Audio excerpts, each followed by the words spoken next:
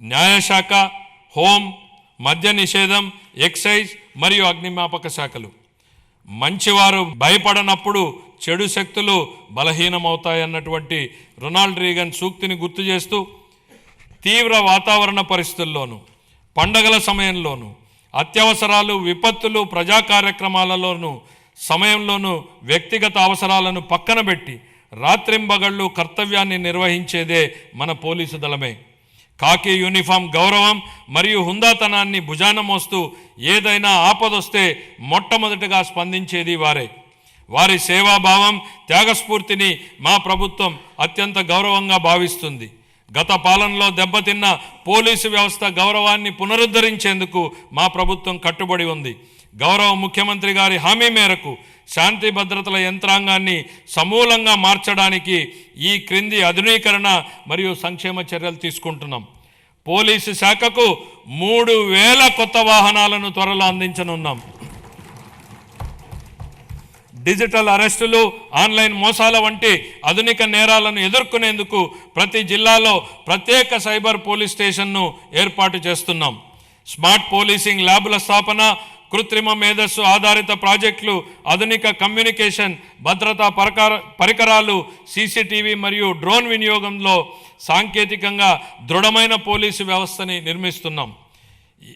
కొత్త AP police academy స్థాపన కోసం 94 ఎకరాలు కేటాయించాం. నిర్మాణ పనుల ప్రారంభానికి ఈ సంవత్సరంలో 15 కోట్ల రూపాయల కేటాయింపును ప్రతిపాదిస్తున్నాను. శ్రీకాకుళం, రాజమండ్రి, ప్రకాశం, చిత్తూరు జిల్లాల్లో 4 కొత్త ఇండియా రిజర్వ్ ఏపీఎస్పీ బెటాలియన్లను ప్రారంభించి 3920 పోస్టులను మంజూరు చేశాం. పౌర పోలీసు నిష్పత్తిని మెరుగుపరిచేందుకు 5757 stipendiary cadet trainee కానిస్టేబుళ్లను నియమించాం.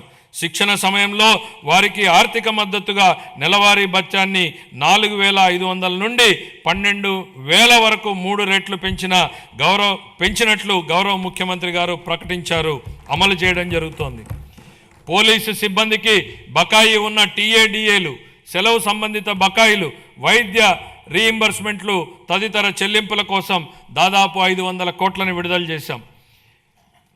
Police constable నుంచి డీజీపీ వరకు 20 లక్షల నుండి 45 లక్షల వరకు ఉచిత బీమా కవరేజీ కల్పించే గ్రూప్ పర్సనల్ యాక్సిడెంట్ ఇన్సూరెన్స్ పథకాన్ని పునరుద్ధరించాం. గత 5 ఏళ్లలో విస్తరించిన గంజాయి సమస్యను ప్రత్యేక విభాగం ఈగల్ ద్వారా మరియు డ్రోన్ల వినియోగంతో కట్టడి చేస్తున్నాం. మహిళల భద్రత కోసం శక్తి యాప్ను ప్రారంభించాం. దీని ద్వారా 7 నిమిషాల్లో స్పందన లభిస్తుంది మరియు వేధింపులకు పాల్పడే వారిపై కఠిన చర్యలు తీసుకుంటాం. జిల్లా న్యాయ వ్యవస్థ కోసం కోర్టు భవనాలు మరియు నివాస గృహాల నిర్మాణాన్ని విస్తృతంగా చేపట్టాం. న్యాయ వ్యవస్థకు 349 కోట్ల విలువైన పనులను మంజూరు చేశాం. 26-27 తొలి దశలో 100 కొత్త కోట్లను ఆమోదించాం. పునర్వ్యవస్థీకరించిన ఎక్సైజ్ విధానంతో మద్యం రంగంలో లీకేజీలను పూర్తిగా నివారించాం. అవినీతి లేకుండా ఆదాయం రాష్ట్ర ఖజానాకు సక్రమంగా చేరుతోంది. అగ్నిమాపక సేవల ఆధునీకరణలో భాగంగా 17 కొత్త అగ్నిమాపక కేంద్రాలను స్థాపిస్తున్నాం. స్పందన సమయాన్ని తగ్గించేందుకు అత్యాధునిక శోధన మరియు రక్షణ పరికరాలతో కూడిన అగ్నిమాపక వాహనాలను కొనుగోలు చేస్తాం. రాష్ట్ర శిక్షణ కేంద్రాన్ని మౌలిక సదుపాయాల అభివృద్ధి ద్వారా బలోపేతం చేస్తాం. 26-27 ఆర్థిక సంవత్సరానికి హోంశాఖకు 9165 కోట్లను కేటాయించాలని నేను ప్రతిపాదిస్తున్నాను. అదేవిధంగా మద్య నిషేధం మరియు ఎక్సైజ్ శాఖకు 500 కోట్లను కేటాయించాలని ప్రతిపాదిస్తున్నాను.